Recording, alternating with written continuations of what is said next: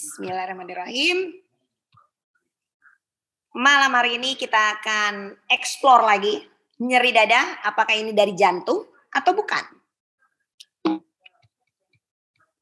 Oke. Seperti intermezzo saya tadi, keluhan nyeri dada ini merupakan salah satu keluhan yang seringkali membawa pasien itu datang berobat ke kita. Baik itu di klinik maupun di emergency. Kejadiannya atau angka untuk yang datang ke rumah sakit itu sekitar 5-20%. Mungkin nggak cuma ke rumah sakit ya, ke klinik atau ke puskesmas. Ini adalah salah satu keluhan yang seringkali kita dapatkan. Nah, cuma nih nyeri dada ini tantangan buat kita nih, para dokter. Kenapa? Karena penyebabnya itu macam-macam. Dan yang lebih menjadi tantangan lagi, bagaimana kita bisa mengeksplor nyeri dada pada saat si pasien lagi kesakitan. Tentunya ini menjadikan tantangan dan inilah yang namanya kedokteran itu art. Seni bagaimana kita mendapatkan informasi, tapi kita juga tetap harus memperhatikan kondisi pasiennya.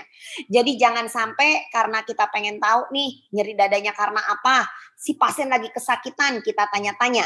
Nah itu yang seringkali membuat pasien dan keluarga itu komplain ke kita. Maksud kita sih baik. Kita ingin tahu nih nyerinya dari mana. Karena tentunya nyeri dada ini treatmentnya pasti beda-beda. Salah kita dalam mendiagnosa, sulit kita dalam menanamnesa, itu tentunya nanti akhirnya treatment yang kita berikan juga akan tidak betul. Jadi untuk mendapatkan diagnosa yang tepat tentunya anamnesa. Yang saya katakan tadi, ini challenge banget nih buat kita nih. Karena bertanya di saat sedang sulit. Kemudian pemeriksaan fisik. Pemeriksaan fisik apa sih yang perlu kita cermati apalagi dalam keadaan emergency. Kemudian penemuan-penemuan atau pemeriksaan penunjang lainnya. Karena kalau kita di emergency atau kita berhadapan dengan pasien lagi kesulitan atau dalam keadaan nyeri dada, kita tentunya tidak bisa menanyakan semua yang mesti kita tahu. Jadi memang ada beberapa poin yang harus kita tanya pada saat pasien sedang nyeri dada. Masalahnya yang tahu tentang keluhan ini adalah si pasiennya. Seringkali pasien datang ke kita tanya keluarganya, banyak yang nggak tahu. Karena kan memang yang punya badan, dia yang lebih tahu apa yang dirasakan. Jadi nanti mungkin saya akan jelaskan apa sih poin-poin penting pada saat kita berhadapan dengan pasien nyeri dada. Kemudian itu yang penting. Nah, ini adalah apa saja yang harus kita assess pada pasien yang sedang mengeluh nyeri dada. Ini berdasarkan Oriolo dan Abaran. Dia menilai chest pain itu dengan jembatan keledainya all charts. Itu menggambarkan apa saja? Menggambarkan onset. Onset adalah kapan nih nyeri dadanya ini dimulai. Kapan nyeri dadanya ini mulai dirasakan oleh si pasiennya. Kemudian lokasi. Lokasinya di mana? Karena dada kita itu kan nggak cuma di tengah aja. Apakah nyerinya di sebelah kiri? Apakah nyerinya itu di sebelah kanan? Di mana nih lokasi nyerinya ini? Nah ini juga menentukan. Untuk menentukan apa sih kira-kira penyebab dari nyeri dada ini. Kemudian durasi. Durasi berapa lama nih nyeri dadanya ini dirasakan oleh si pasiennya. Ini kadang-kadang bikin pasien bete. Karena lagi nyeri dada disuruh inget-inget berapa lama ya nyerinya. Seringkali waktu dulu saya mendapatkan jawabannya, aduh dok saya nggak inget. Masa saya harus lihat jam tangan buat tahu durasinya? Nah, jadi saya seringkali bertanya ke pasien durasinya, apakah durasinya itu hitungan menit, detik, jam, atau harian. Karena kita tahu, nggak mungkin kita bisa tahu secara pasti berapa lama nyerinya. Tapi setidaknya kita bisa tahu apakah nyerinya ini lama banget, sebentar banget, Atau ya termasuk dalam kriteria untuk nyeri dada dikarenakan jantung ya. Karena kita tahu kalau nyeri dada dikarenakan jantung itu kan hitungannya sekitar 2 sampai 20 menit. Kenapa sih sampai 20 menit? Karena sumbatan itu membuat dia menjadi injury, betul-betul mengganggu aliran itu setelah 20 menit sumbatan. Makanya kita selalu bertanya, apalagi kalau untuk ACS, acute coronary syndrome, nyerinya itu durasinya lebih dari 20 menit apa enggak? Itu hubungannya ke sana. Kemudian karakteristik nyerinya. Karakteristik nyerinya gimana nih? Apakah nyerinya itu terasa tumpul atau tajam? Ini sangat penting sekali untuk kita menentukan apakah nyerinya ini dari jantung atau bukan jantung. Dan kalaupun dari jantung, kita akan berpikir ini nyerinya dari mana nih? Karena kalau misalnya kita melihat lagi nih pasien-pasien yang datang nyeri dada ke kita dapat pasien misalnya usia 60 tahun. Kalau 60 tahun udah pasti dong banyak faktor risiko. Nyeri dada, lagi nyeri banget. Nah, kemudian kita pengen tahu nih nyerinya ini dari mana. Kalau jantung, oke kita dapat dari jantung. Tapi jantungnya yang mana dulu nih? Bisa jadi pasien datang ke kita dengan diseksi aorta. Ataukah dengan sindrom koroner akut. Ini dua penyakit obatnya beda banget. Kalau diseksi aorta itu hukumnya haram dikasih obat pengencer darah. Apalagi antikoagulan, apalagi trombolitik. Itu namanya kita memberikan sesuatu yang harmful buat pasiennya. Sedangkan kalau sindrom koroner akut, kalau serangan jantung, kalau infak miokard, justru antiplatelet itu kita harus masuk 10 menit setelah kita mendiagnosa apakah ini ACS atau bukan. Jadi makanya yang saya katakan tadi ini merupakan sesuatu tantangan buat kita nih. Ibaratnya kalau yang masuk kedokteran saya yakin pasti suka sama cerita-cerita detektif. Karena kita itu bagaikan detektif. Kita harus cari tahu ini penyakitnya apa, buat kita tahu ngobatinnya seperti apa. Oke, jadi karakteristik ya untuk tahu ini tajam atau tumpul. Karena kalau tajam kayak dirobek, itu kemungkinan adalah diseksi aorta. Nanti kita bicara lebih panjang tentang clue-cluenya apa sih? Kapan sih kita harus berpikir ini adalah diseksi aorta? Kapan kita berpikir ini adalah penyakit jantung yang lain? Oke, selanjutnya faktor-faktor apa nih yang bisa keluhan-keluhan apa saja nih yang ada di si pasiennya selain nyeri dada? Apakah ada mual? Apakah ada muntah? Apakah ada demam? Apakah ada batuk? Karena ini bisa membuat kita melakukan DD. Kira-kira keluhan nyerinya ini karena apa? Kemudian ada faktor yang bisa mengurangi nyeri enggak? Ada faktor yang bisa memperberat nyeri enggak? Ada penjalanan enggak? Nah ini juga kita harus tanya ke pasiennya. Selanjutnya pengobatan. Pengobatan atau faktor-faktor yang bisa mempengaruhi dari si kualitas nyerinya. Apakah nyerinya itu berkurang dengan istirahat? Ataukah nyerinya itu berkurang dengan pemberian obat nitrat? Ataukah nyerinya itu berkurang dengan perubahan posisi? Nah ini bisa menentukan kita penyebab nyerinya apa. Selanjutnya ini yang tidak kalah penting untuk menilai skala nyeri. Skala nyeri nanti kita akan lihat apa yang kita pakai untuk menilai skala nyeri.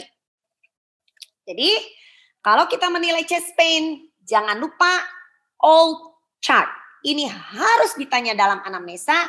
Tentunya yang saya katakan tadi kalau misalnya ini kasusnya adalah kasus di emergency, si pasiennya lagi nyeri. Jadi poin nomor 1 yang paling penting banget. Karena ini pertanyaan banyak banget nih. Kalau pertanyaan banyak yang saya katakan tadi. Orang kalau lagi kesakitan boro-boro mau jawab. Yang ada marah-marah kalau yang ada kan. Jadi yang paling penting dari semua ini adalah tanyakan lebih dahulu apakah ini onsetnya akut atau kronik. Itu nomor 1. Kedua, tanyakan tentang karakteristik dari nyerinya. Tumpul ataukah tajam? Kalau nyerinya onsetnya cepat, akut. Oke, otak kita langsung berpikir, oh ini ACS, oh ini emboli paru, oh ini adalah diseksi aorta. Selanjutnya kita akan bertanya lagi, kualitasnya seperti apa? Tumpul atau tajam? Kalau si pasiennya bilang tumpul, sudahlah, kita pertama kali yang kita pikirkan adalah acute coronary syndrome. Tapi kalau tajam, tentunya kita akan berpikir untuk hal yang lain selain acute coronary syndrome. Kenapa sih ini penting banget dua pertanyaan ini?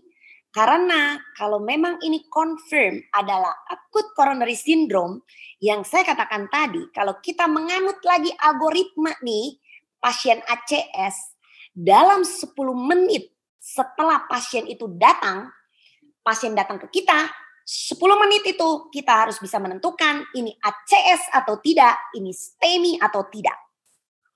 Jadi itulah pentingnya dua pertanyaan ini dulu yang kita tanya untuk tahu ini ACS atau bukan.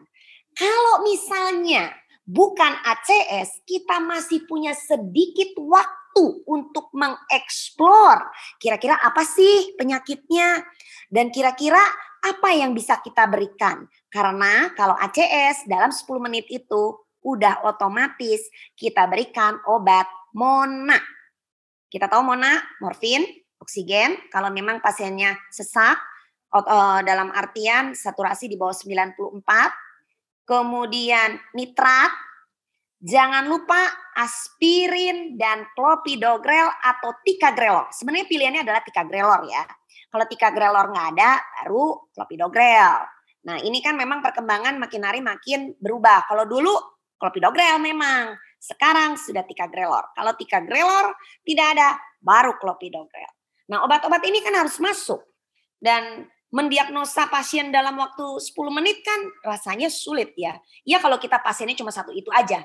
Kalau pasiennya banyak, karena saya juga udah pernah ngalamin yang namanya di emergency. Apalagi itu kalau malam-malam, pasien gak cuma satu, sedangkan kita dokter jaga satu-satunya. Saya waktu itu waktu menjadi dokter umum, selain di emergency, saya pegang juga ruangan.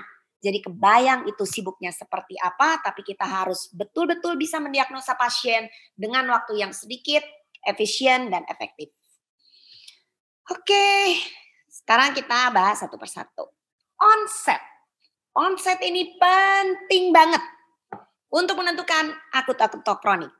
Untuk apa? Untuk sparing waktu kita. Kalau akut, kita mainannya detik. Waktu itu adalah time is muscle. Kalau kita kenal di acute coronary syndrome ya. Semakin cepat kita obatin, semakin banyak juga otot jantung yang terselamatkan. Makanya ini satu dilematik buat kita, di mana pasien-pasien ACS sebetulnya banyak ya yang sudah kita bisa tekan mortalitasnya. Tapi untuk kejadian heart failure-nya kita belum bisa tekan sampai saat ini. Kenapa begitu? Ya itu karena treatment di awal. Terlalu lama kita melakukan tindakan reperfusi. Artinya apa? Kalau terlalu lama kita melakukan tindakan reperfusi, banyak tuh otot jantungnya yang rusak. Kita udah tahu kalau sekali udah rusak, nggak mungkin dia kembali lagi normal. Nah otot jantung yang rusak itu dengan berjalan waktu, akhirnya terjadilah heart failure atau gagal jantung. Jadi ini satu dilematik buat kita, bukan dilematik ya, satu masalah buat kita. ACS bisa kita tekan, mortalitas, tapi angka kejadian gagal jantungnya masih tetap meningkat. Jadi penting untuk kita menentukan akut dan kronik. Dan untuk kasus akut, karena ini hubungannya dengan treatment, tentunya kita harus berpikir apakah ini ACS, ini yang paling sering, dan ini yang perlu tindakan cepat. Kemudian diseksi aorta, pneumotoraks yang spontan, emboli paru, perikarditis dalam hal ini adalah tamponade jantung. Jadi ini adalah kasus-kasus akut yang seringkali datang ke kita dengan keluhan nyeri dada. Sayangnya treatment untuk tiap penyakit ini sangat berbeda sekali. Kalau mirip-mirip dikit sih nggak masalah, tapi ini masalahnya beda. Bukan hanya beda, tapi malah ada yang membuat kalau kita salah dalam treatment justru malah perburukan ke si pasiennya. Jadi onset penting ya. Selanjutnya lokasi. Tadi saya sudah bahas lokasi. Lokasi jantung itu biasanya letaknya di sternal, di tengah. Kadang-kadang sedikit bergeser ada di sebelah kiri. Kenapa sih begini? Ya jelas dong, karena jantung itu kan letaknya di tengah agak sebelah ke kiri. Nah, ada satu penelitian yaitu HAM, dia melihat orang yang datang nyeri dada karena iskemik, justru dia itu memperlihatkan bukan nyeri dada, malah justru untuk nyerinya adalah nyeri di daerah penjalarannya. Jadi bukan nyeri di dada, tapi nyerinya di lengan, nyerinya di leher, dan rasa seperti kenceng di rahang. Nah, ini yang kita kadang-kadang sebut sebagai angina yang atipikal atau angina ekivalen. Nah, untuk angina ekivalen ini nanti kita akan bahas lebih dalam lagi. Apa sih angina ekivalen? Angina ekivalen itu adalah angina nyeri dada yang manifestasi klinisnya nyerinya itu bukan di dada, tapi keluhannya yang lain. Dan nanti ada beberapa bukan faktor risiko. Kapan kita harus curigai kalau ini angina ekivalen? Karena pernah ada tanya ke saya, wah, kalau memang begitu berarti kalau ada orang nyeri ulu hati kita harus mikirin pertama kali adalah angina ekivalen dong. Ya enggak semua orang yang nyeri ulu hati itu adalah angina ekivalen. Ada persyaratannya. Nanti kita akan bahas.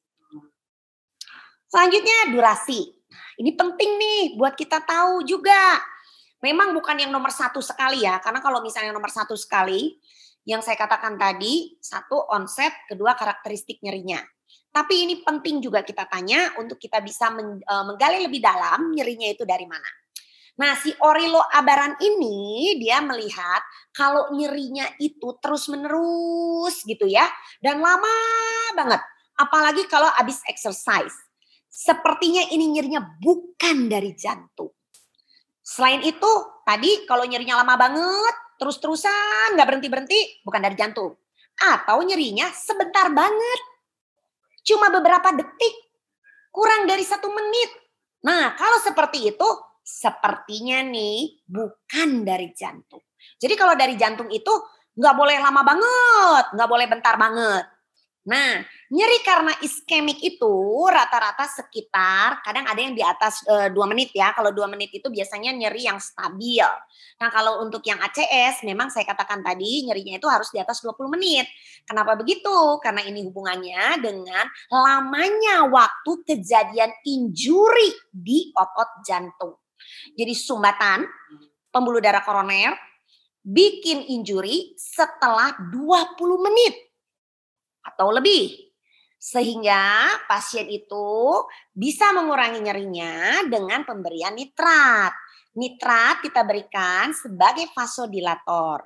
Dengan kita berikan nitrat, dia akan mengalami vasodilatasi, aliran darahnya menjadi lancar. Nah, nitrat ini kerjanya 1-5 menit kalau diberikan sublingual. Dan ingat, untuk pasien yang diberikan nitrat itu enggak cuma dikarenakan sakit jantung aja. Esophageal spasme itu bisa juga nyerinya berkurang kalau dikasih nitrat. Loh, kok bisa begitu sih? Memang mekanisme pastinya nggak tahu kenapa. Tapi diperkirakan ini hubungannya dia ngerangsang batang otak untuk melakukan vasodilatasi. Jadi yang perlu kita lihat di sini, jangan jadikan semata-mata nih dikasih nitrat nyerinya kurang nih. Wah pasti nih jantung. Ya belum tentu juga. Ada juga yang lain, esophageal spasm. Nah untuk esophageal spasm, patokannya nggak cuma dikarenakan diberikan nitrat nyerinya berkurang. Enggak, nanti ada keluhan-keluhan yang lain yang harus kita tanya juga. Jadi di sini saya tekankan, untuk nyeri dada, dikarenakan jantung, durasinya itu nggak boleh lama banget, nggak boleh bentar banget. Untuk apalagi untuk ACS, durasinya itu lebih dari 20 menit. Berkurang dengan pemberian nitrat atau kadang juga berkurang dengan istirahat kalau untuk yang stabil ya. Dan ingat, nitrat, pemberian nitrat bisa mengurangi nyeri dada, bisa mengurangi nyeri bukan hanya pada pasien iskemik saja, tapi bisa pada pasien spasme esofagial. Sekarang karakteristik, ini penting banget nih karakteristik. Karakteristik yang harus ditanya adalah sifatnya gimana? Tumpul atau tajam? Nah sayangnya nih pasien itu seringkali sulit banget buat mendeskripsikan nyerinya seperti apa. Kadang saya tanya, aduh nggak jelas deh dok, pokoknya nyeri aja deh. Nggak usah ditanya banyak macem-macem deh, nyeri aja deh pokoknya. Sedangkan kita tahu nyeri itu kan macem-macem. Jadi memang harus bisa kita itu teknik untuk menganamnesa. Dan saya nggak nyalain juga kalau mengeksplor nyeri dada ini memang sulit. Jadi minimalnya kita tahu nih ke si pasiennya. Bu, nyerinya ini tumpul atau tajam? Ibaratin aja kayak ditusuk, itu tajam. Tumpul, kayak nempel, kayak ketekan. Nah ini yang mana nih? Kalau misalnya nyerinya itu tumpul, seperti tertekan, kita berpikir pertama kali ini nyerinya dari jantung. Tapi kalau nyerinya ini tajam, dan nyerinya ini apalagi dipengaruhi dengan perubahan posisi, baik itu dengan inspirasi ataukah batuk, tentunya yang pertama kali kita pikirkan mungkin ini bukan dari jantung. Nah, jadi ini penting sekali kita tanya di pasiennya. Kemudian faktor-faktor yang keluhan-keluhan penyerta lainnya yang ada di pasiennya. Jelas ya kalau nyeri dikarenakan jantung itu akan berkurang dengan istirahat dan pemberian nitrat. Kita ingat lagi nih, gimana sih patofisiologi terjadinya nyeri dada? Nyeri dada itu dikarenakan adanya mismatch, ketidaksesuaian antara supply dan demand dari oksigen. Jadi kalau misalnya nyerinya berkurang dengan istirahat, ya jelas dong, karena dengan istirahat otomatis demand oksigennya akan dikurangi. Kalau demand oksigen dikurangi, kita berharap nyerinya berkurang. Begitu juga dengan nitrat. Nitrat akan membuat vasodilatasi dari pembuluh darah koroner. Vasodilatasi akan membuat suplai darahnya akan lebih banyak, lebih mengalir dengan lancar, otomatis suplai oksigennya akan kita tingkatkan. Jadi istirahat dan pemberian nitrat akan mengurangi nyeri dada. Ini adalah nyeri dada tipikal dikarenakan iskemik.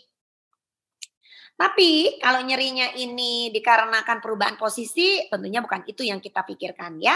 Dan kita juga harus bertanya ke si pasiennya, ada keluhan simptomatik nggak di pasiennya? Simptomatis itu misalnya ada mual, muntah, keringat dingin, kemudian ada sesak nafas, ada rasa pingsan atau ingin pingsan. Kalau pingsan itu biasanya rasa ingin pingsan itu biasanya kita tanya, ada nggak keluhan kok kayaknya tiba-tiba gelap nih? Kalau memang keluhan ini ada, tentunya yang pertama kali kita pikirkan adalah infark. Itu yang nomor satu dulu. Selanjutnya ya kita eksplor lebih dalam lagi. Kita harus tanya yang lain lagi ya. Kemudian selanjutnya faktor yang mengurangi. Ini sama sih seperti yang tadi ya. Pemberian nitrat, istirahat, ini juga kita coba tanyakan. Oh ya, satu lagi yang tadi untuk faktor-faktor yang yang keluhan-keluhan yang ada di pasiennya. Kita tanyakan juga, ada demam enggak?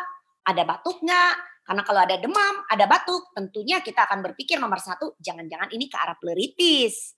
Karena pneumonia pun bisa membuat nyeri dada. Jadi harus kita tanya juga, adakah keluhan lain selain nyeri dada? Faktor yang mempengaruhi, kemudian penjalaran, ini juga tadi sudah saya bahas. Kemudian pengobatan tidak jauh berbeda. Adakah perubahan dengan diberikan obat-obatan atau perubahan dengan mengurangi aktivitas fisik? Nah, kalau memang ada ya tentunya pertama kali kita pikirkan adalah jantung ya. Cuma memang kalau nyerinya itu baru pertama kali, seringkali pasien ini susah dalam menilai kualitas nyerinya. Sulit dalam mendeskripsikan nyerinya. Tentunya hal ini akan berbeda kalau pasiennya memang sebelumnya sudah pernah ada keluhan nyeri dada dikarenakan jantung. Pasiennya lebih bisa dalam mendeskripsikan nyerinya seperti apa. Apakah nyerinya itu lebih berat dibandingkan sebelumnya ataukah tidak. Tapi kalau baru pertama kali, kadang-kadang pasiennya bingung. Ini nyerinya seperti apa ya? Deskripsinya itu menjadi lebih sulit. Sulit dalam mendeskripsikan nyerinya itu seperti apa. Nah, untuk beratnya nyeri. Beratnya nyeri ini penting sekali kita tanyakan. Ini adalah numerik pain scale. Kita pakai angka atau kita lihat ekspresi wajahnya. Kalau 10 ini nyeri banget, kalau 0 ini nggak ada nyeri. Ini buat apa sih kita tanya? Karena satu, untuk menilai kira-kira apakah nyerinya ini ada perubahan nggak dengan pemberian obat. Jadi kita bisa melihat, mengevaluasi perubahan nyerinya. Ini harus ditanya, jangan sampai enggak ya. Kemudian untuk nyeri dada ini tentunya yang paling penting banget adalah untuk keadaan gawat darurat, di mana kondisi gawat darurat yang penting untuk memberikan treatment yang cepat. Dalam artian gini, kalau pasiennya ACS kan kita harus bermain dengan waktu. Kalau pasiennya efusi perikat tentunya kita bermain dengan waktu. Dengan waktu apa? Dengan waktu si cairan itu cepat dikeluarkan dari ruang perikatnya. Karena cuma ngeluarin 50 cc aja di ruang perikat jantungnya, tampon dante jantungnya itu bisa berkurang. Tekanannya bisa berkurang. Karena kebayang ya, kalau tampon ada jantung, yang paling ditakutkan apa? Jantungnya diem. Kalau jantungnya diem, ya selesai sudah. Selesai dia hidup di dunia ini. Jadi tentunya untuk untuk tampon nada jantung ini tentunya kita harus cepat melakukan perikardiosentesis. Jadi penting sekali dalam mengeksplor simptom di pasiennya. Selain itu juga sign ya, nanti kita akan bahas. Nah, ini adalah gambaran-gambaran beberapa nyeri dada yang bisa kita jadikan patokan. Pertama, kita akan nilai nyerinya ini visceral atau cutaneous. Visceral itu artinya nyerinya rasanya kayak di dalam atau di permukaan. Nah, kalau yang iskemik, ini clue-nya ya.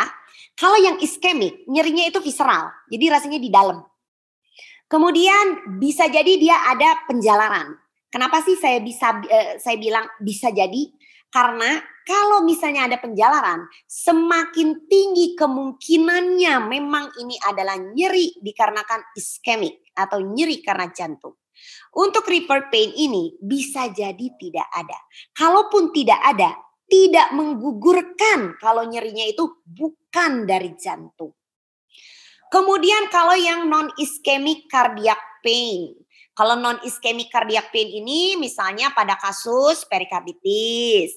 Kemudian pada kasus aorta stenosis. Nah, untuk yang non-ischemic cardiac pain, tipe dari nyerinya adalah dia visceral. Kemudian bisa jadi dia ada referred pain. Misalnya pada pasien dengan diseksi aorta. Nyeri dadanya dia itu di depan dan kadang-kadang suka menjalar sampai ke punggung. Karena robekan si aortanya itu bisa jadi ada di aorta descendens. Jadi untuk yang non-ischemic cardiac pain nyerinya itu visceral dan juga ada referred pain. Kemudian untuk penyakit paru. Misalnya emboli paru nih. Emboli paru biasanya nyerinya itu visceral. Tapi kadang-kadang ada juga yang cutaneous. Tapi lebih sering dia visceral. Nah, biasanya dia tidak ada penjalaran. Kemudian ini saya cuma dari gambaran dari tipe nyerinya saja. Untuk lebih dalamnya nanti kita bahas lebih dalam lagi ya. Jadi ada poin-poin penting. Yang penting ini garis besarnya apakah nyerinya itu rasanya di dalam atau di permukaan. Kemudian pneumotoraks. Pneumotoraks ini bisa jadi di visceral, bisa jadi di permukaan. Nah, untuk yang pneumotoraks ini seringkali dia itu berubah dengan posisi. Ini yang perlu dilihat lagi, perlu ditekankan lagi. Kemudian musculoskeletal pain, nyeri di otot. Nah, kalau nyeri di otot, dia nyerinya itu di permukaan, dia tidak visceral. Dan satu lagi, biasanya nyerinya ini dipengaruhi oleh posisi. Dan kalau kita tekan dadanya, itu kerasa nyeri. Jadi itu poin penting di musculoskeletal pain. Kemudian untuk gastrointestinal misalnya GERD, gastroesophageal reflux. Nah, kalau dari gastrointestinal nyerinya itu visceral. Kadang-kadang ada penjalaran dan ini dipengaruhi oleh makanan. Jadi ini poin penting kalau gastrointestinal itu nyerinya itu dipengaruhi oleh pola makan. Kemudian aneurisma aorta. Nah, ini aneurisma aorta ini sama sih sebetulnya tadi ya. Non ischemic cardiac pain itu maksudnya aorta stenosis ya. Kalau aneurisma aorta ini arahnya ke diseksi aorta. Dia itu visceral, rasanya di dalam dan dia ada penjalaran. Kemudian psikosomatis, psikiatrik. Nah, kalau ini bisa bermacam-macam. Nah, ini memang dijadikan diferensial diagnosis yang terakhir. Kenapa begitu? Karena tidak akan menyebabkan kematian dalam waktu cepat. Jadi, poin-poin penting berdasarkan gambaran dari tipe nyerinya. Apakah dia itu ada di permukaan ataukah rasanya ada di dalam. Sekarang kita bahas nomor 1 adalah nyeri dari jantung yang sifatnya iskemik. Nah, kalau kita lihat di sini untuk nyeri ini kita bagi menjadi 2. Apakah ini angina pectoris ataukah ini bukan angina? Yang dilihat adalah gimana karakteristik nyerinya. Sebenarnya sih poinnya hampir mirip ya kayak yang tadi ya, si all chart itu. Nah, cuma ini saya lebih deskripsinya lebih detail lagi. Jadi kita akan lihat karakteristik nyerinya gimana. Lokasinya di mana? Ada penjalaran nggak? Durasinya berapa lama? Presipitasinya ada nggak? Kemudian apa hal yang meringankan? 1, karakteristik nyeri. Tadi saya sudah tekankan, kalau dari jantung nyerinya itu sifatnya itu tumpul. Jadi rasanya seperti tertindih, tertekan benda berat. Kalau yang bukan angina pectoris, sifatnya itu tajam. Ada juga yang seperti ditusuk-tusuk, misalnya pada pasien diseksi aorta. Kemudian dirobek, kalau diseksi aorta dirobek. Kalau ditusuk itu seperti musculoskeletal pain. Kemudian lokasinya, kalau angina pectoris, pasiennya seringkali nggak bisa nunjukin lokasinya di mana. Karena dia tuh difus. Pokoknya di sini aja deh dok. Kalau yang non angina biasanya dia bisa terlokalisasi. Jadi bisa ditunjuk. Kemudian penjalaran. Saya sudah katakan tadi penjalaran ini kalau ada lebih meningkatkan likelihood atau lebih meningkatkan kemungkinan kalau pasien ini nyerinya dari jantung. Kalau yang non angina ya tentunya nggak ada dong penjalarannya, seringkali nggak ada. Tapi kecuali misalnya pada GI ya, kalau GI misalnya pada pasien kolelitiasis, kalau kolelitiasis kan ada penjalaran. Jadi lebih seringnya nggak ada sih, tergantung ya. Kemudian durasinya tadi sudah dijelaskan nggak boleh lama-lama amat, nggak bisa juga bentar-bentar banget. Jadi kalau dari jantung itu sekitar 2 sampai 20 menit.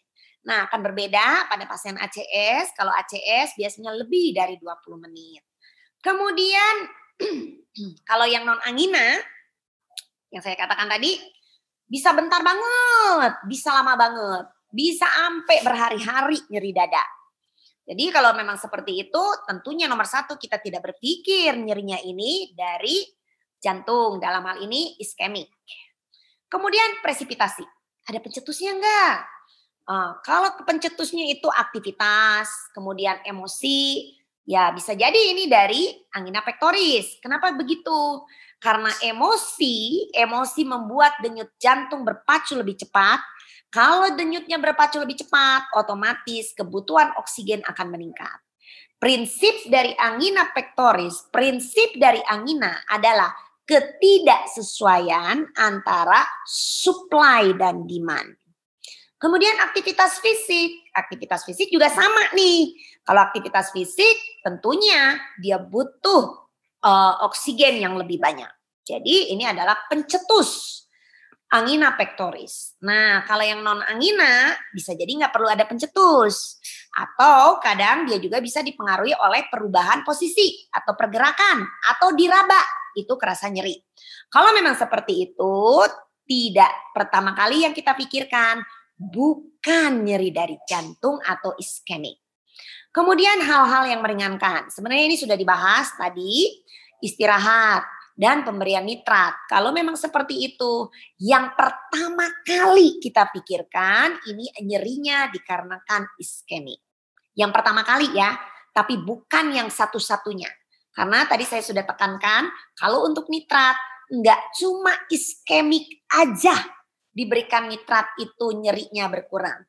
Pada spasme esofagial, nyerinya pun akan berkurang. Kemudian ini membedakan angina pectoris dan non-angina. Nah, kita di jantung, panduan kita itu bukan hanya dari Amerika aja, tapi dari Eropa. Nah, ESC nih di tahun 2019 di dalam guideline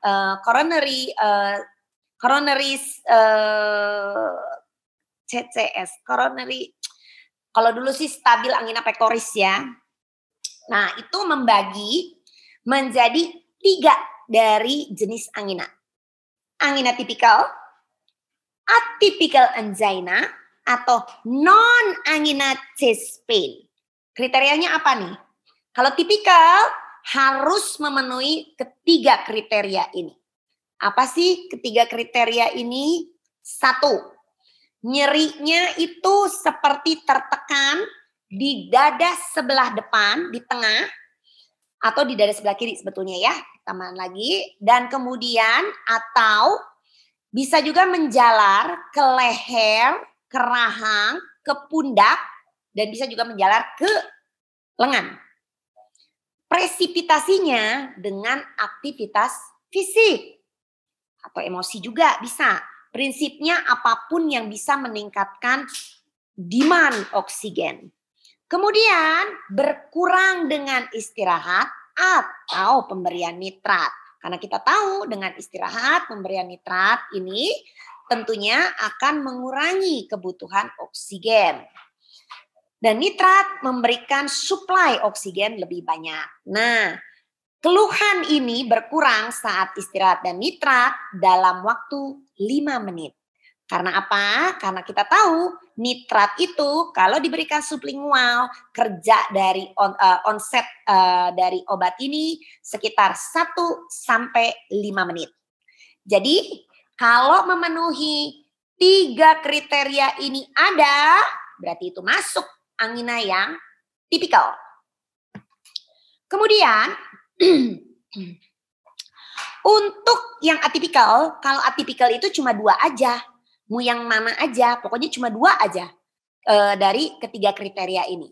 Kalau yang non angina cuma 1 atau enggak ada sama sekali dari ketiga kriteria ini. Jadi ESC membagi berdasarkan ketiga kriteria ini. Nah, kita juga pengen tahu nih likelihood apa sih yang bisa kita nilai kalau pasien ini benar CAD atau bukan. Ini saya lupa namanya Roy kriteria atau apa. Jadi dia itu membagi menjadi 5 komponen. 1, usia, kemudian riwayat penyakit, kemudian apakah ada perubahan dengan exercise, perubahan dengan palpasi, kemudian apakah ini ada sumber kardia. Kalau usia, kalau laki-laki itu lebih dari 55 tahun. Kalau wanita itu lebih dari 65 tahun. Kemudian ada riwayat penyakit jantung, baik itu penyakit jantung iskemik atau sumbatan pembuluh darah di ekstremitas, atau ada riwayat stroke. Nah, untuk kelima poin ini nilainya adalah diberikan 1. Dibilang likelihood-nya yang tinggi apabila poinnya itu 4 sampai 5. Jadi kalau 4 sampai 5 yang ada di dalam kriteria ini tentunya pemikiran kita nomor 1 kemungkinan ini adalah CAD. Jadi ini adalah salah satu cara untuk kita untuk memvalidasi penilaian klinis dari si pasiennya untuk kita berpikir ini nyerinya dari mana sih, CAD atau bukan. Jadi bisa dijadikan patokan. Atau di Braunwald ini lebih detail lagi. Dia melihat likelihood-nya berdasarkan sign and symptom untuk pasien apakah ini masuknya ACS atau bukan. Jadi dibagi menjadi 3 kelompok.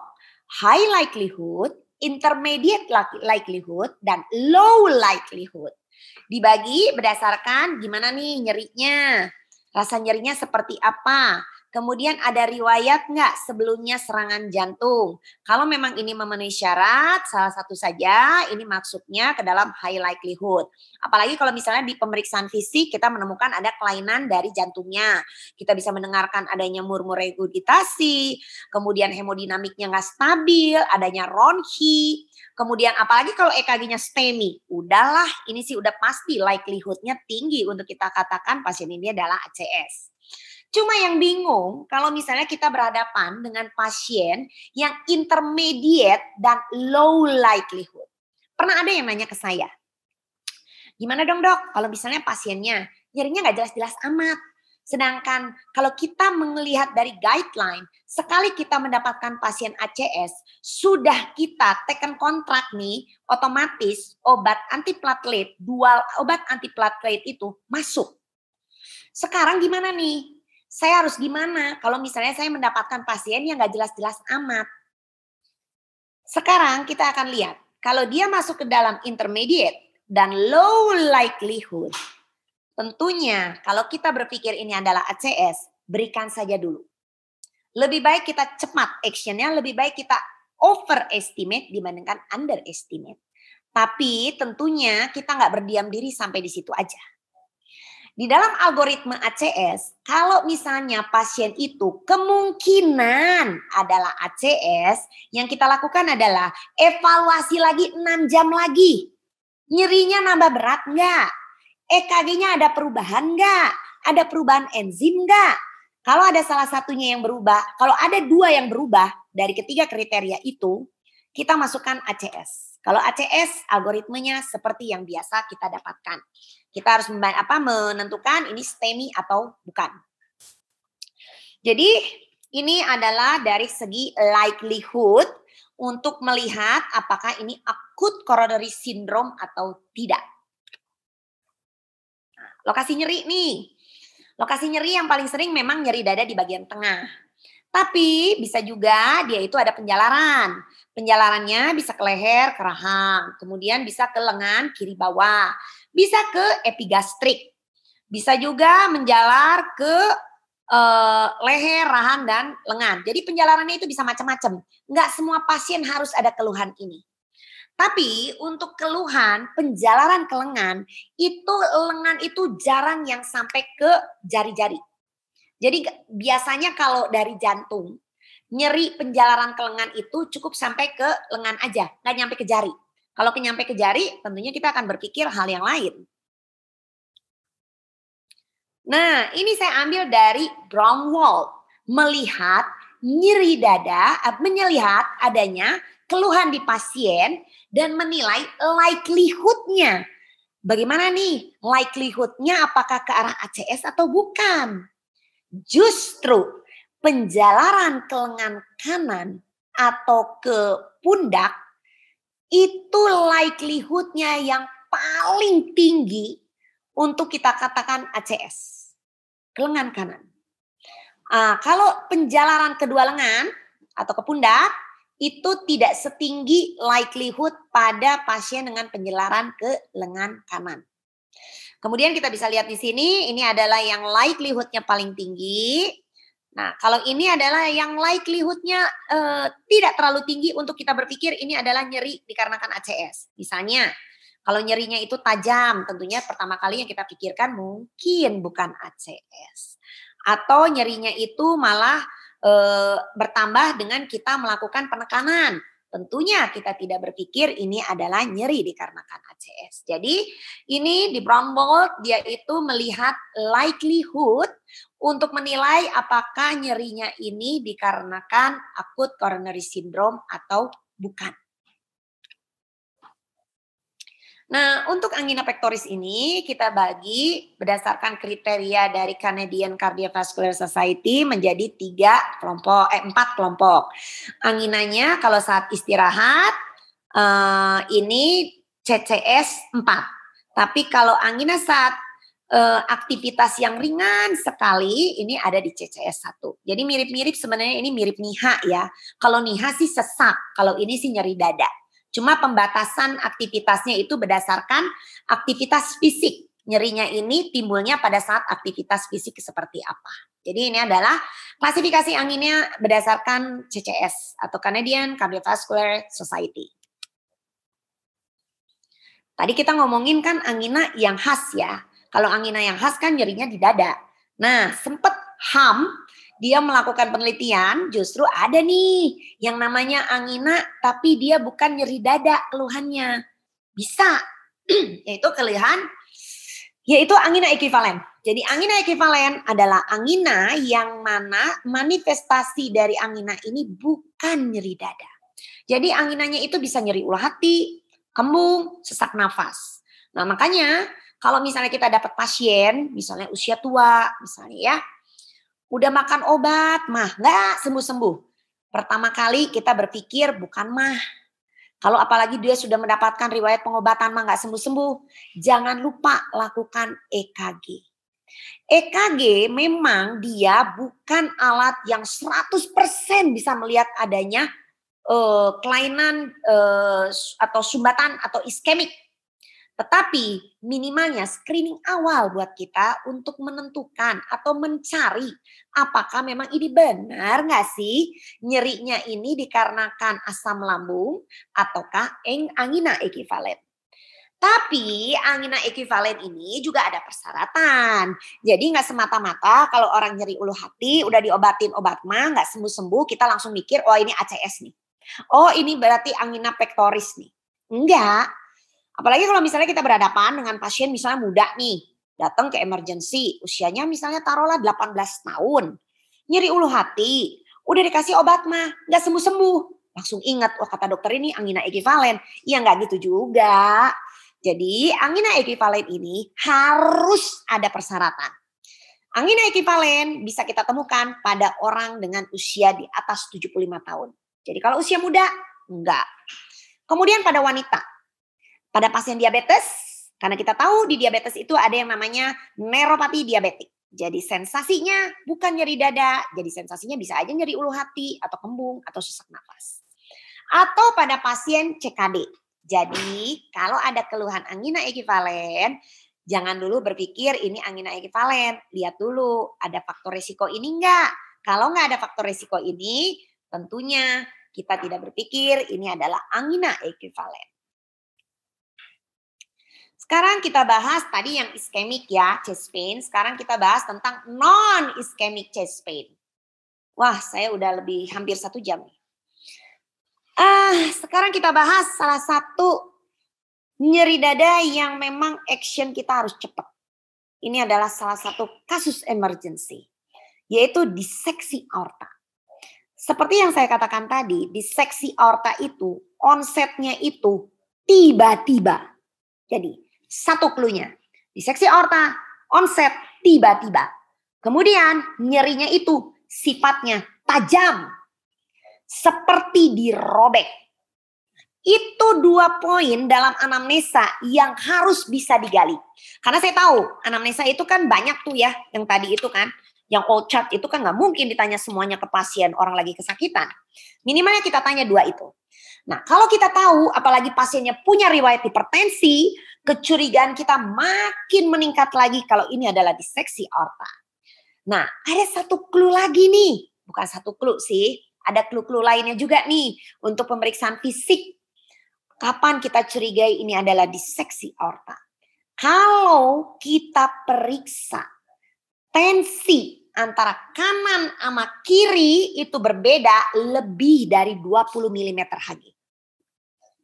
Pikirkan nomor 1 ini adalah diseksi aorta. Jadi kalau pasien datang nyerinya cepet onsetnya cepet banget, nyeri dada onset cepet banget. Kemudian nyerinya kayak kayak dirobek. Setelah kita periksa, loh kok beda ya? Tensi kanan kirinya nih lebih dari 20 mm Hg lagi. Karena kita tahu perbedaan tekanan darah antara lengan kanan dan lengan kiri itu masih bisa ditoleransi sampai 10 mm Hg. Tapi kalau udah lebih dari 20 mm Hg, pertama kali yang harus dipikirkan adalah diseksi aorta. Dan kalau kita menilai lagi pulsasi radialis, femoralis, karotis itu ada perbedaan. Karena kita tahu, karena ada robekan dong. Jadi kalau kita lakukan pulsasi, bisa jadi salah satunya teraba lebih lemah. Kemudian kalau kita periksa auskultasi. Kalau kita periksa auskultasi, kita bisa temukan adanya aorta regurgitasi yang sifatnya baru. Nah sialnya kita nggak tahu apakah ini aorta regurgitasinya baru atau lama. Jadi agak sulit ini memang untuk kita.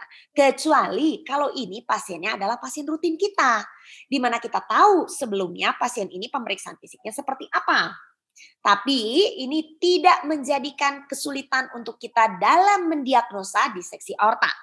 Karena poinnya adalah onsetnya akut, nyerinya tajam seperti dirobek, adanya perbedaan tekanan darah antara kanan dan kiri lebih dari 20 mm Hg.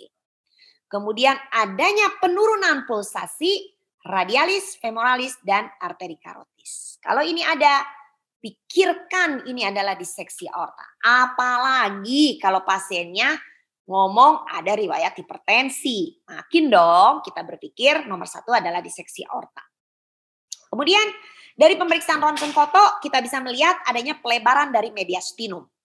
Aortanya itu melebar. Jadi kalau seperti itu, ini adalah clue kapan kita berpikir ini adalah diseksi aorta. Jadi intinya kalau ada pasien baru, jangan pernah lupa untuk melakukan pemeriksaan tekanan darah di kedua lengan. Itu satu hal yang sangat penting karena seringkali pemeriksaan tensi itu cuma satu tempat. Karena saya pernah ada satu kasus. Jadi ini kasus yang saya dapatkan dari teman sejawat saya, di mana si pasiennya baru ketahuan diseksi aorta itu setelah di CT scan. Tentunya kan ini membutuhkan waktu yang lama. Apalagi kalau kita sempat berikan dia antikoagulan atau antiplatelet karena kita berpikir ini pasien ACS kan. Nggak taunya setelah kita lakukan CT scan karena kita periksa kok hari demi hari ini nyerinya nggak berkurang juga. Kok setelah di echo kok ada internal flap, ada aortanya ada dari ekonya kita curiga ini aorta diseksi nih. Nggak taunya di CT scan betul ini adalah diseksi aorta. Sedangkan kita bisa mulai men-screening nih dari awal hanya dengan melakukan pemeriksaan tekanan darah. Jadi sebelum kecolongan kalau ada pasien nyerinya khas, jangan lupa periksa tensi si pasiennya, melakukan pemeriksaan pulsasi di si pasiennya.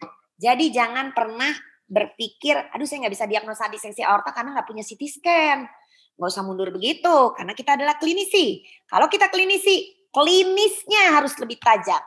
Kalau kita punya fasilitas lebih lengkap, ya alhamdulillah diagnosa akan lebih diagnosanya tentunya akan lebih akurat. Tapi kalau nggak ada, jangan jadikan ini sebagai alasan kita untuk tidak bisa mendiagnosa diseksi aorta. Emboli paru. Emboli paru ini merupakan salah satu keluhan yang sering kali kita dapatkan. Memang kalau kita lihat emboli paru ini ada keluhannya ini biasanya triad untuk emboli paru itu adalah satu, nyerinya ini biasanya sifatnya pleuritik, kemudian sesak nafas dan adanya hemoptisis.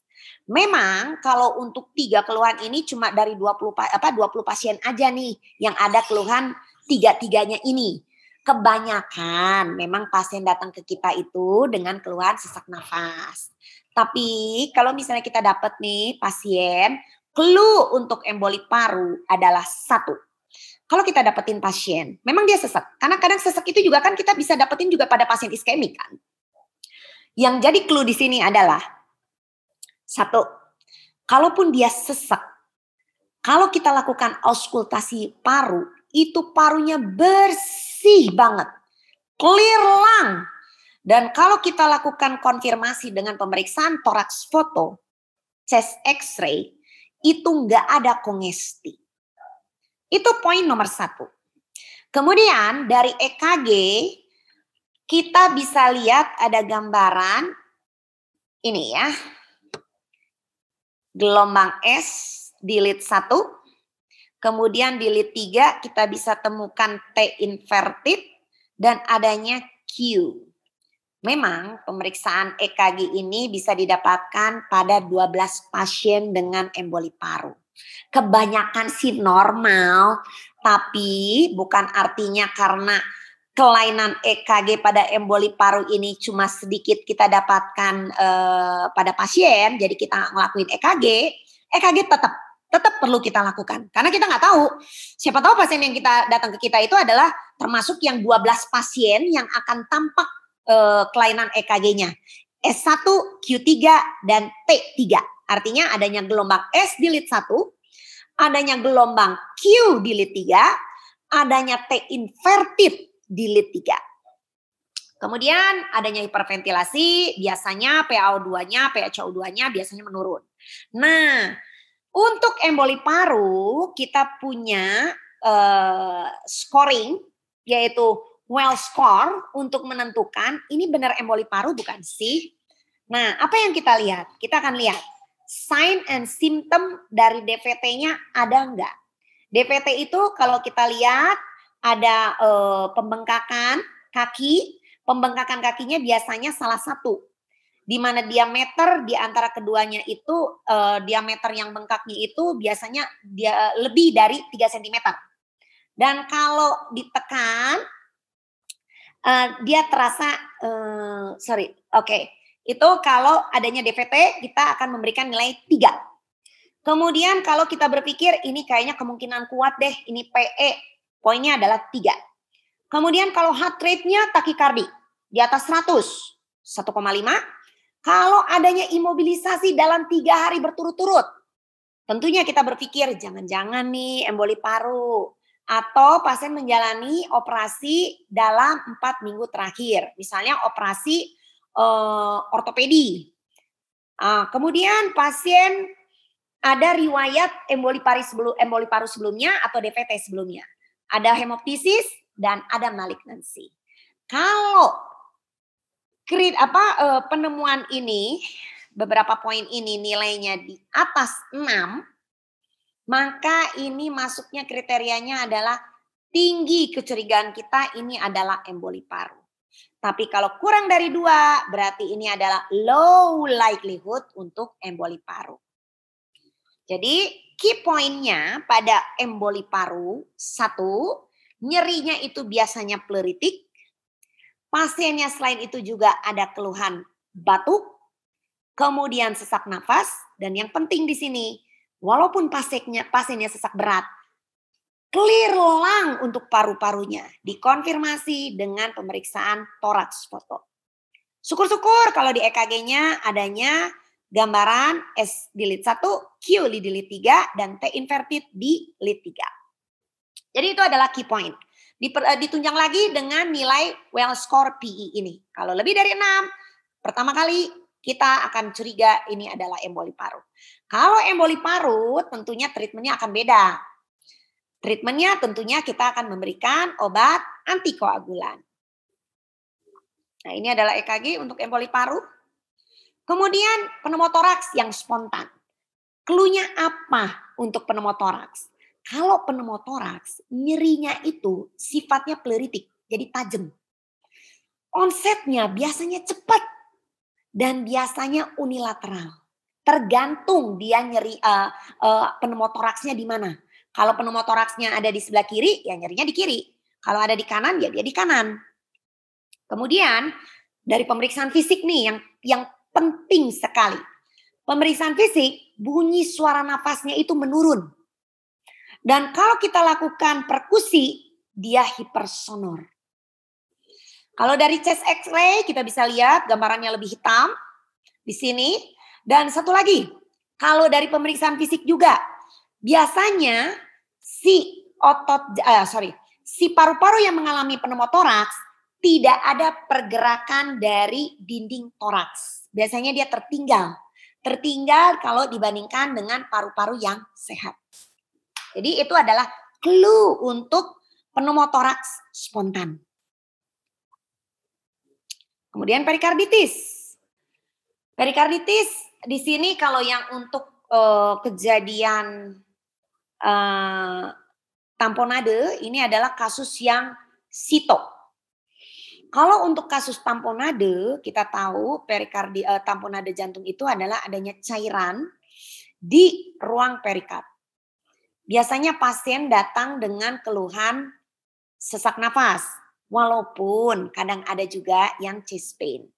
Biasanya kalau yang chest pain itu biasanya pada cairan perikardnya yang nggak terlalu banyak. Kok bisa begitu? Karena kalau cairannya banyak, dia nggak akan ngegesek tuh di antara dinding perikardnya. Kalau cairannya dikit, kenapa dia bisa chest pain? Karena dia ngegesek, si dinding perikardnya bergesekan. Itu yang bikin chest pain. Jadi kalau cairannya dikit, ya mungkin ada chest pain. Tapi kalau banyak, pada tamponade, jarang biasanya ada chest pain. Yang membuat datang ke kita lebih sering kalau tamponade itu adalah sesak nafas. Kalau tamponade jantung, jangan lupa. Yang terjadi adalah hipotensi, kemudian pasiennya JPP-nya meningkat, dan suara jantungnya itu jauh banget. Itu pada tamponade. Kemudian kalau lihat EKG-nya, dia itu EKG-nya QRS-nya low voltage. Low voltage, jadi QRS-nya itu pendek-pendek, kan kita tahu ya. Kalau yang namanya low voltage itu artinya tingginya gelombang R itu di lead prekordial kurang dari 5 kotak. Kalau di lead ekstremitas kurang dari 10 kotak. Nah itu. Atau kita juga bisa temukan adanya QRS yang alternans. Jadi tinggi QRS-nya itu beda-beda. Itu dikarenakan arah listrik jantungnya berubah-ubah. Karena kan si jantungnya itu kayak ngambang-ngambang kan. Jadi arah listrik jantungnya berubah-ubah. Makanya di EKG-nya kita bisa dapatkan gambaran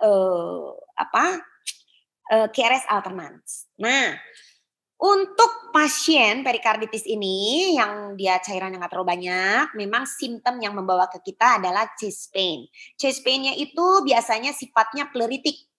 Jadi dia bukan tumpul tapi tajam biasanya. Nah, dia nyerinya itu meningkat dengan inspirasi dan berkurang. Dia meningkat dengan inspirasi dan saat tidur, rebahan. Dia nyeri tuh. Tapi kalau misalnya duduk, nyerinya berkurang.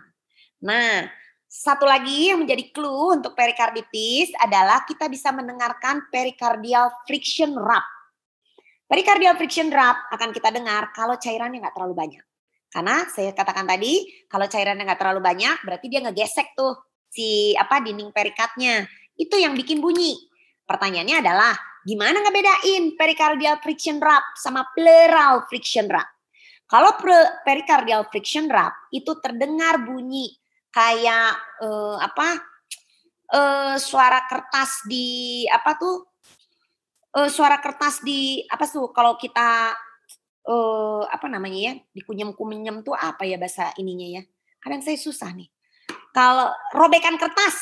Jadi kayak suara robekan kertas itu terdengar saat inspirasi dan ekspirasi. Itu kalau perikardial. Kalau pleural itu cuma saat inspirasi aja. Jadi beda nih perikardial sama pleural. Nah, untuk perikarditis kita bisa mendengar adanya pericardial friction rub. EKG-nya kita bisa temukan adanya ST elevasi tapi difus. Beda dong sama ACS atau STEMI. Kalau STEMI, ST elevasinya dia segmental. Jadi nggak semua lead ada ST elevasi. Kemudian kita bisa temukan juga adanya PR segmen yang depresi. Kita bisa lihat di sini nih EKG-nya. Ini adalah PR segmen. PR segmen itu dari akhir gelombang P sampai awal gelombang QRS. Ini adalah PR segmen. Dia di bawah dari ST segmen. Kok bukan ST elevasi nih? Patokannya apa? Ingat, kalau ST elevasi yang kita nilai adalah J junction-nya di mana. Kalau kita lihat di sini, J junction-nya di sini. Jadi dia ada di bawah J junction. Kalau seperti itu berarti ini adalah PR segmen. Ini adalah sesuatu yang khas untuk perikarditis. Jadi yang khas di perikarditis adalah nyerinya itu kalau kita tidur atau rebahan, nyerinya bertambah. Kalau pasiennya duduk, nyerinya berkurang. Kemudian bisa mendengarkan pericardial friction rate, EKG-nya diffuse ST elevasi atau adanya PR interval yang depresi. Jadi itu adalah clue untuk perikarditis. Kemudian aorta stenosis. Aorta stenosis juga bisa bikin keluhan nyeri dada. Jadi simptom untuk aorta stenosis itu ada 3 biasanya. Angina, syncope, dan dyspnea atau sesak nafas. Kok bisa terjadi angina? Nah, pada pasien aorta stenosis, pasien itu dikarenakan, kebayang ya, aorta stenosis itu kan berarti si katup dari aortanya itu kan kaku. Kalau katupnya kaku, efek kompensasi dari tubuh dari jantung kita adalah membuat si otot jantungnya menjadi tebal. Kenapa? Karena kan itu kompensasi, karena darah susah tuh keluar tuh dari ventricle ke aorta. Tekanannya itu yang akan membuat lama-lama menjadi penebalan otot jantung. Dengan penebalan otot jantung, otomatis demand oksigennya itu berkurang. Kembali lagi, kenapa bisa terjadi angina? Ya itu karena adanya ketidakseimbangan antara supply dan demand. Jadi untuk aorta stenosis, kenapa patofisiologi untuk anginanya adalah itu. Sinkop, ya wajar dong bisa sinkop, kebayang. Kenapa bisa sinkop? Karena kardiak outputnya turun. Gimana dia mau banyak kardiak outputnya? Lawong si katupnya itu kan kaku. Kalau kaku, darah dari ventricle masuk ke aortanya dikit. Kalau dikit, kardiak output turun. Kalau kardiak output turun, otomatis darah yang masuk ke otak pun turun. Kalau darah masuk ke otak turun, ya pastilah pasiennya sesek. Kemudian dyspnea. Dyspnea kenapa? Karena si katup yang tebal yang kaku itu akan membuat afterload-nya menjadi meningkat. Kemudian pengisiannya menjadi meningkat, tekanan pengisian. Hal ini yang akan menyebabkan disfungsi diastolik. Jadi wajar kalau pasiennya mengeluh cepat capek, ya. Nah, clue-nya apa nih untuk aorta stenosis? Clue untuk aorta stenosis memang dia hampir mirip seperti keluhan angina dikarenakan iskemik. Mirip-mirip. Tapi perbedaannya adalah pada saat pemeriksaan fisik. Pada saat pemeriksaan fisik, kita akan mendengar bunyi sistolik murmur yang bunyinya kasar, yang ada di ICS 2, upper right sternal border. Jadi itu adalah clue untuk aorta stenosis. Kalau kita nggak bisa dengerin pasien murmurnya pasien di saat berbaring, kita minta pasiennya untuk duduk dan agak maju ke depan. Jadi kita berharap supaya si jantungnya itu lebih dekat ke dinding dada supaya kita bisa lebih dengar jelas si murmurnya. Jadi itu untuk aorta stenosis.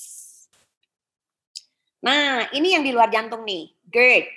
GERD, kalau kita tanya pasiennya ada rasa asam di mulut karena kan dia reflux asam lambungnya. Nah, biasanya kalau pasiennya terlentang itu sakit. Jadi kita juga bertanya apakah ada hubungannya dengan pola makan. Dari EKG kita nggak bisa nemuin apa-apa. EKG-nya seringkali normal karena memang kelainannya bukan di jantung kan. Nah ini yang sering, ini adalah penyebab chest pain yang paling banyak kita temukan di praktek kita. Nah ada satu penelitian dia menggunakan trial, dicoba deh 1 minggu diberikan PPI dosis tinggi, nyerinya berkurang nggak? Kalau berkurang ya berarti dari GERD. Kalau nggak berkurang sama sekali, berarti kita berpikir jangan-jangan nih angina ekivalen. Jadi itu adalah patokannya. Untuk pleuritic pain atau pleuritis. Ini bisa kita dapatkan pada pasien pneumonia, jadi nyerinya itu biasanya tumpul ya, dan dirasakan kalau pasiennya bernafas.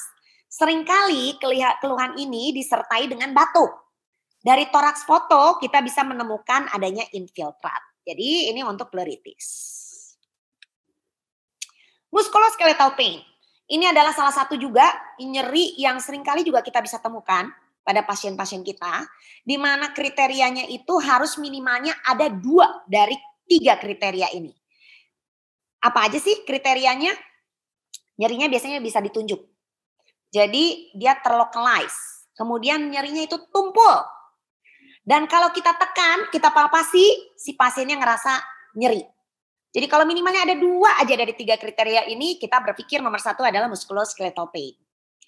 Kemudian nggak ada batuk ya. Jadi pasiennya nggak ada batuk, nggak ada demam.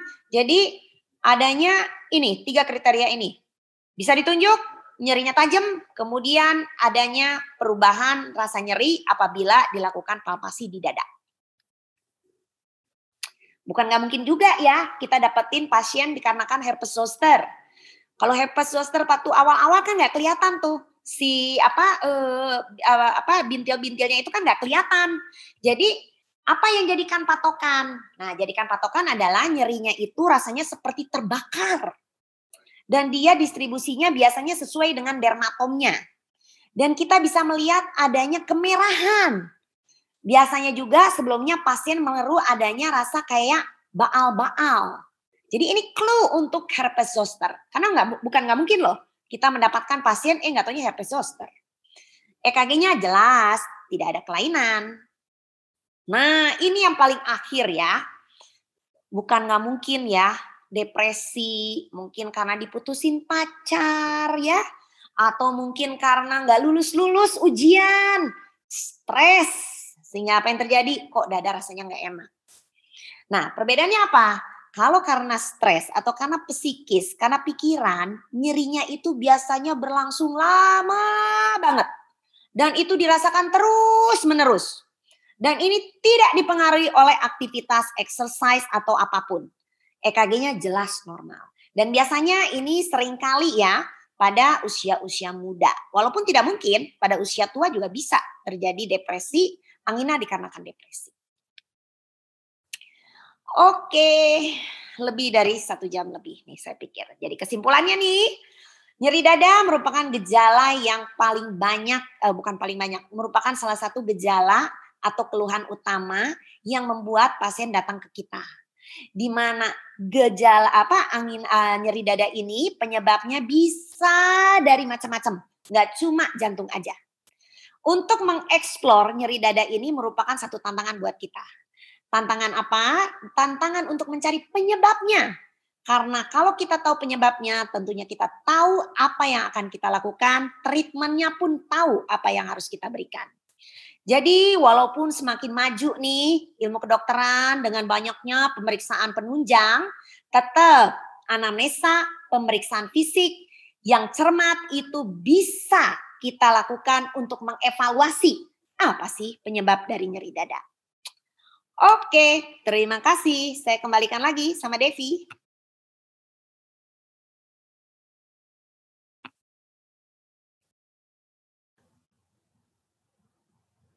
Devi. Iya dokter, terima kasih ya dok atas penjelasannya. Jelas banget sih ini dok. Oke, sekarang kita masuk ke sesi tanya jawab ya dokter. Ini di kolom chat udah ada beberapa teman-teman yang bertanya.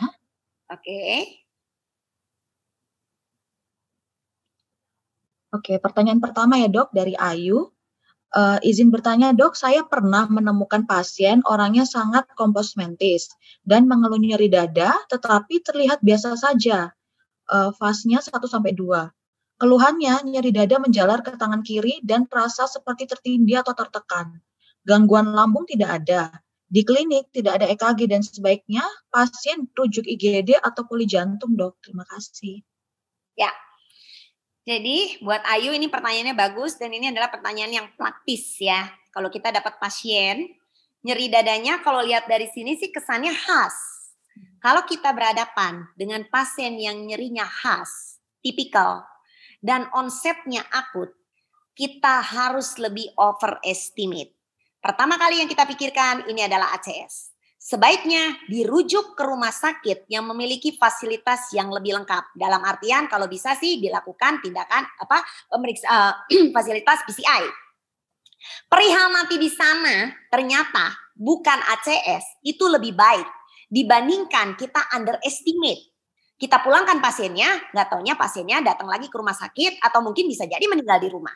Jadi lebih baik kalau kita mendapatkan, jadi gini, kalau di WHO itu minimalnya 2 dari 3. Kalau kita temukan di sini, nyerinya khas, kemudian EKG-nya oh nggak ada ya, EKG nggak ada, enzim nggak ada ya. Oke, kalau EKG nggak ada, tapi keluhannya khas, kemudian akut, udah deh, kirim nomor 1 itu adalah ACS. Jadi rujuk ke rumah sakit untuk pasien seperti ini. Walaupun fasnya itu 1 atau 2. Oke. Berarti langsung rujuknya lewat IGD ya, Dok? Rujuk ke UGD. Karena kalau ke poli nungguin lama. Kalau poli itu harus nungguin pasien lain. Kasus poli itu kan bukan kasus emergency. Jadi sebaiknya ke emergency. Oke. Siap, Dokter. Ini pertanyaan kedua dari Agustina. Selamat malam, Dokter.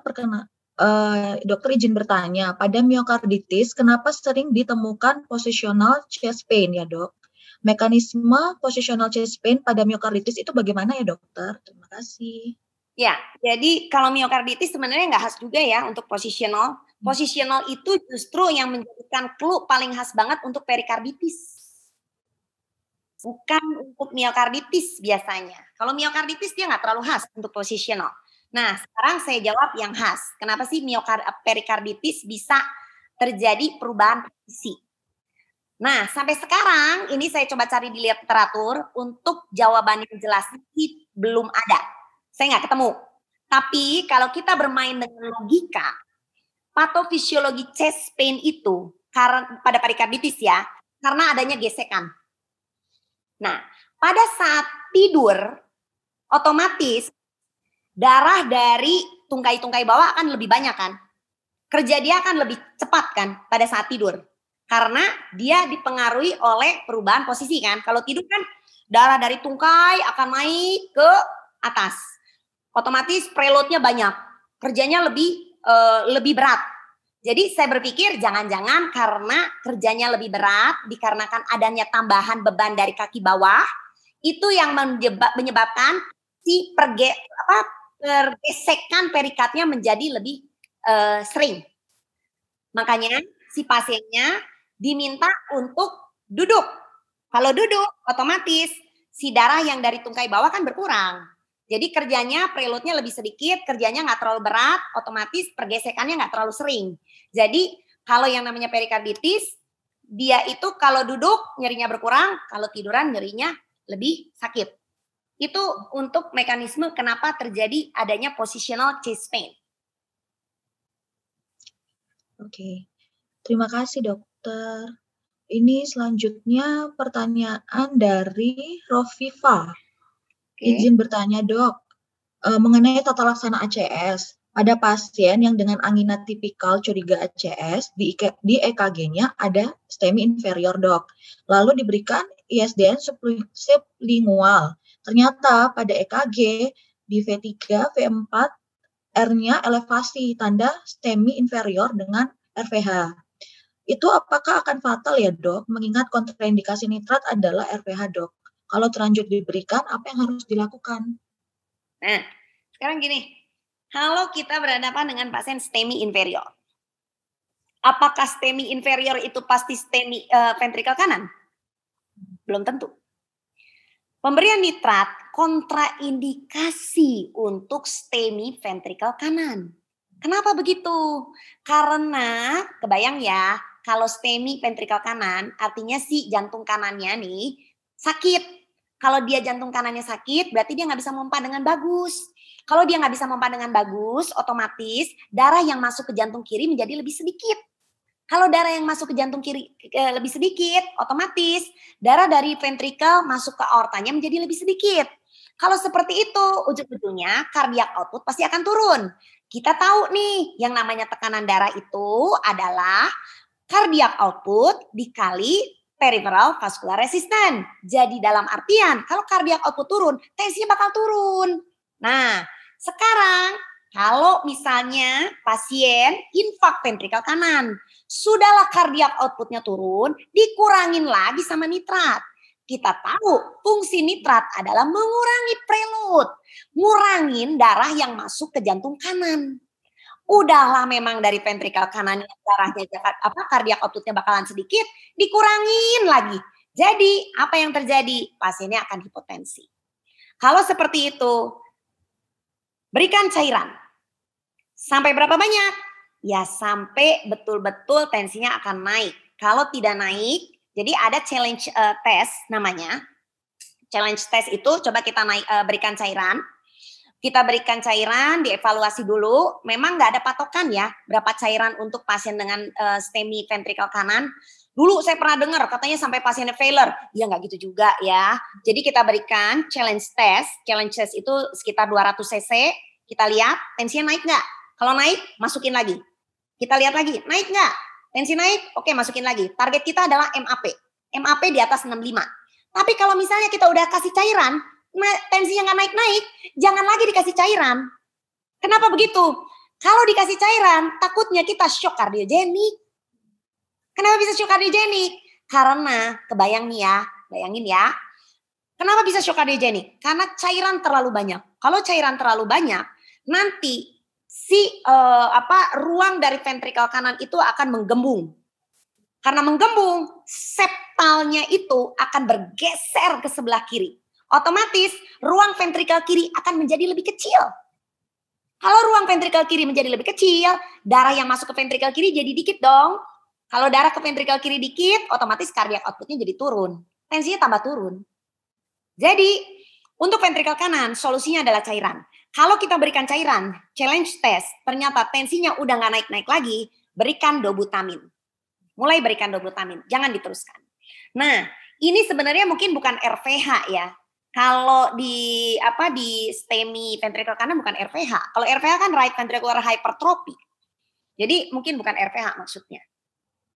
Jadi kalau dibilang fatal, ya memang fatal. Tapi jangan pernah terjadi kembali. Kalau memang terjadi, cepat berikan cairan. Mungkin itu solusinya. Oke. Ini buat teman-teman yang mau bertanya, bisa langsung ketik di kolom komentar. Selain itu bisa juga raise hand ya teman-teman. Nanti langsung saya bacakan namanya, terus saya nyalakan videonya untuk bisa bertanya langsung sama Dokter Rin. Kemudian pertanyaan selanjutnya dari Ruth Angelin. Mohon izin dokter untuk bertanya, saya pernah bertemu dengan pasien datang sudah dengan kondisi sopor koma, masuk ke bangsal dari IGD dengan hipotensi. Saat di bangsal, saya melakukan pemeriksaan tensi di tangan kanan 20 per palpasi, di tangan kiri 50 per 20 per palpasi. Kemudian saya tensi di kedua kaki tidak teraba. Keluarga pasien yang hanya mengatakan pasien tiba-tiba ditemukan tidak sadar secara mendadak. Keluarga tidak mengatakan apakah pasien pernah mengeluh nyeri dada atau tidak.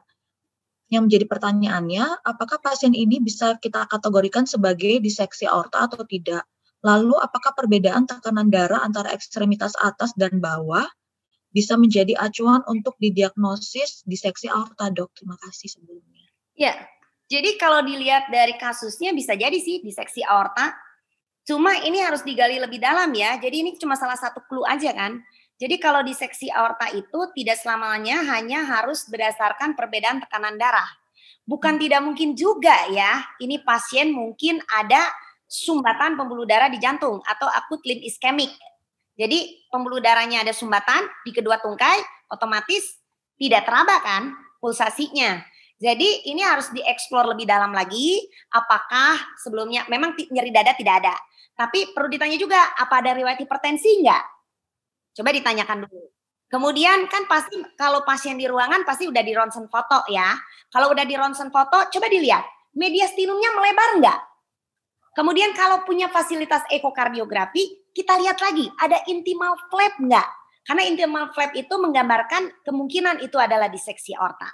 Kalau memang kita punya fasilitas yang lebih lengkap lagi, coba lakukan CT scan untuk menentukan apakah ini diseksi aorta atau tidak.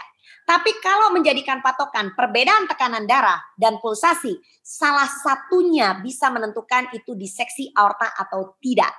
Tapi perlu explore lebih dalam lagi, jadi nggak cuma ini aja. Coba dilihat lebih dalam lagi apakah memang ini diseksi aorta atau tidak. Mungkin begitu ya, Devi? Iya, dokter. Ini ada salah satu peserta yang raise hand ya, dok? Oke. Ya.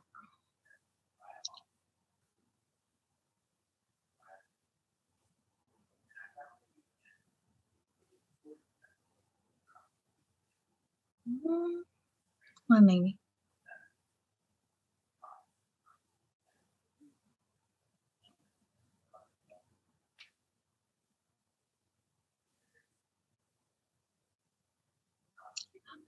Orangnya entah kemana nih, dok. Saya lanjut yang dari ini aja, dok. Yang dari kolom komentar aja. Ya, ya.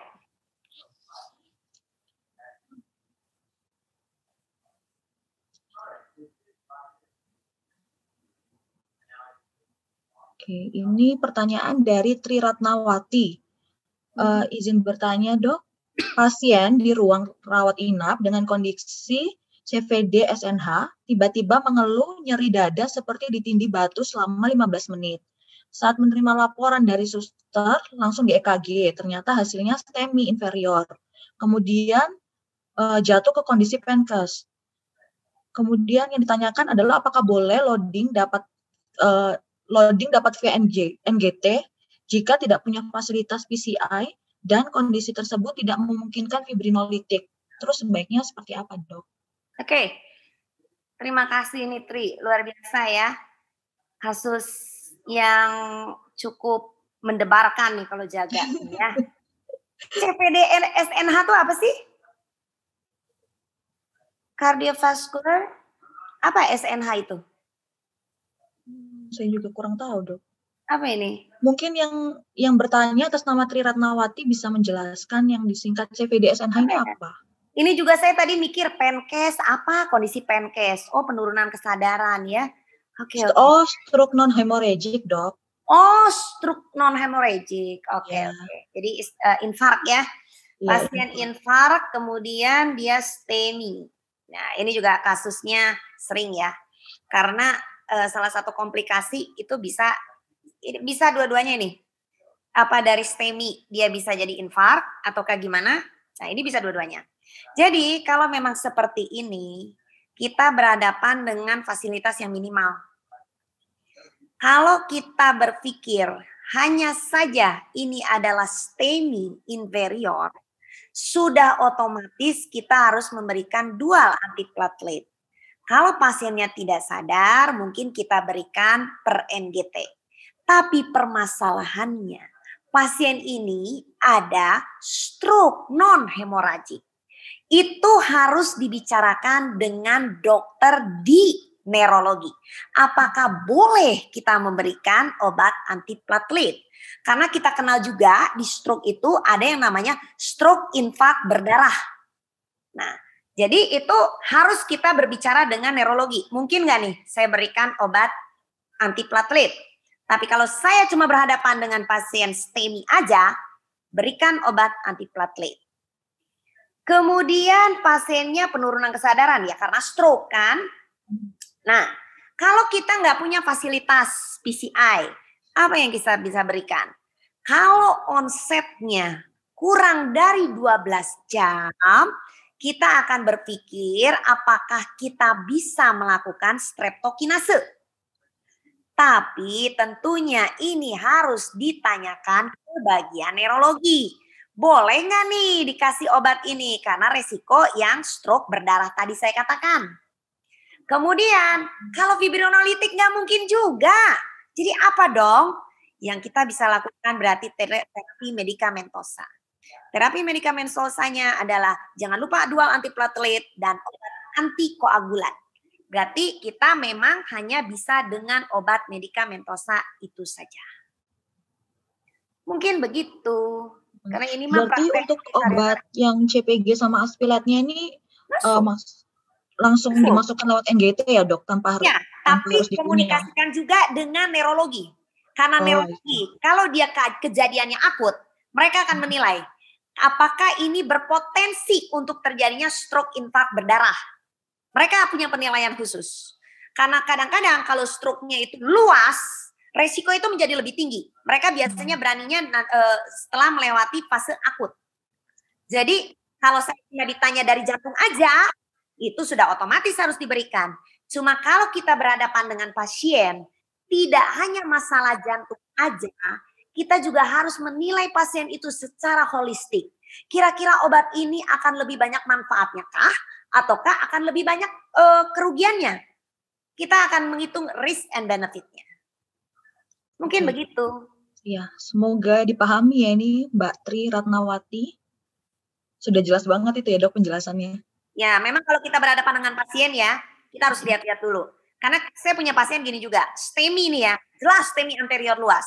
Tapi pasiennya ongoing bleeding hematemesis melena. Susah kan? PCI nggak mau. Jadi apa yang kita bisa lakukan? Mau lakukan endoskopi balonnya nggak ada. Seperti itu. Jadi ya apa yang kita bisa lakukan ya kita lakukan. Tapi tentunya kalau lagi dalam keadaan ongoing bleeding, obat apapun yang sifatnya mengencerkan darah itu nggak boleh. Trombolitik nggak boleh, antiplatelet nggak boleh. Memang jadi dilematik kalau kita udah berhadapan dengan pasien. Oke, ini pertanyaan selanjutnya dok dari Takia Mariam.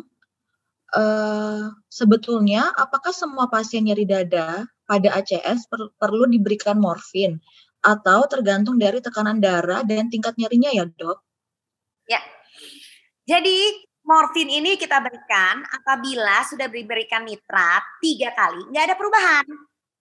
Dan dalam memberikan morfin, kita harus pastikan tekanan darahnya di atas 100/60. Karena morfin bisa menurunkan tekanan darah.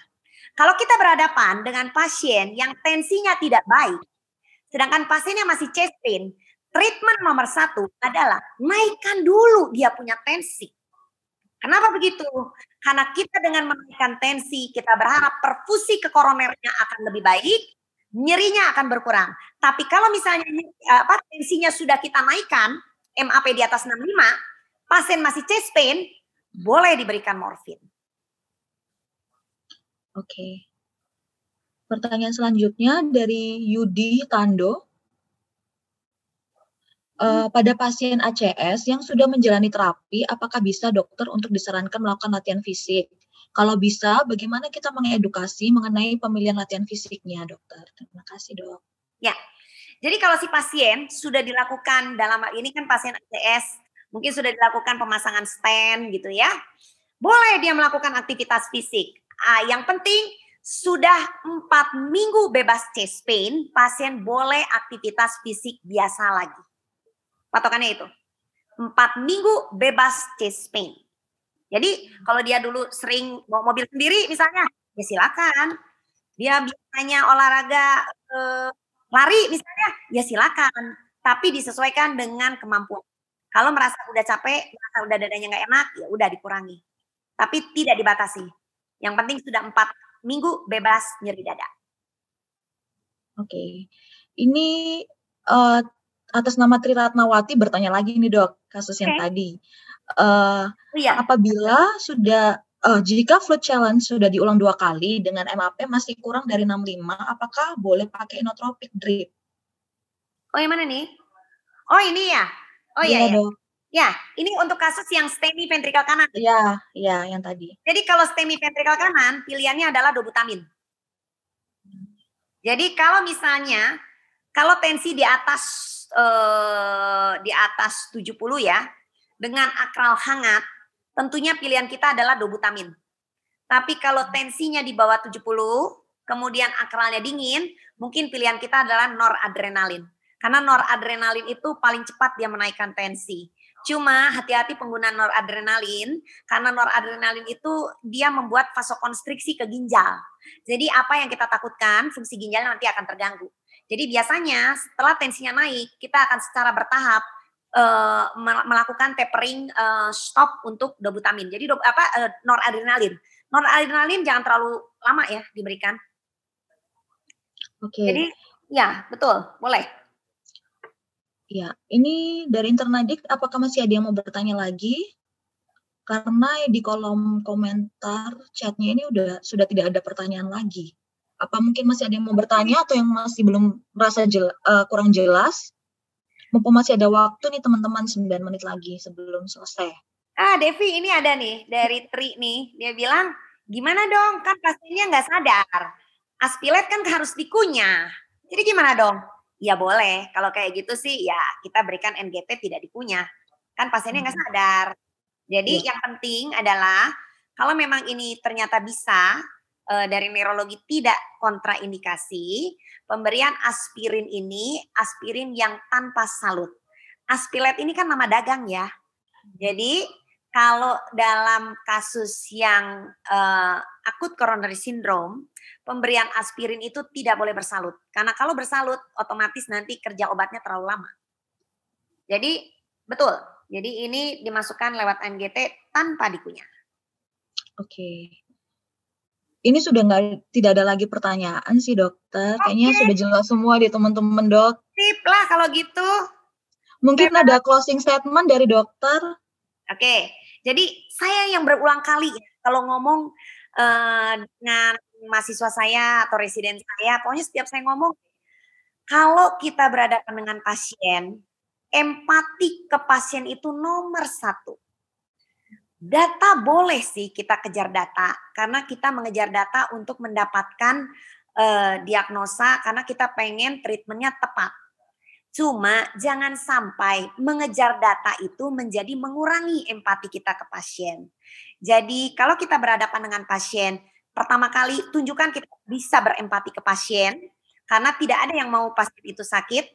Kita harus bisa menunjukkan rasa empati kita, tapi kita juga harus bisa menggali anamnesa. Jadi untuk pasien dengan nyeri dada, karena ini keluhan merupakan keluhan yang cukup banyak kita temukan sehari-hari, kita harus bisa mengeksplor nyeri dada ini penyebabnya dari mana. Karena sebetulnya keluhan dari nyeri dada ini kita bisa tegakkan dari penilaian klinis kita, baik dari anamnesa maupun pemeriksaan fisik. Apalagi kalau kita dengan fasilitas yang minimal. Jadi jangan jadikan fasilitas minimal membuat penilaian klinis kita menjadi tumpul. Mungkin begitu. Oke, terima kasih banyak dokter atas ilmu sharingnya malam hari ini. Oke. Ya, sukses selalu dokter. Sama-sama Devi, stay safe juga ya. Stay safe semuanya. Oke, mudah-mudahan bermanfaat ya. Pasti dok, pasti bermanfaat banget Amin. dok. Ya robbal alamin. Oke, kalau gitu saya leave dulu. Dah, Assalamualaikum. Dadah.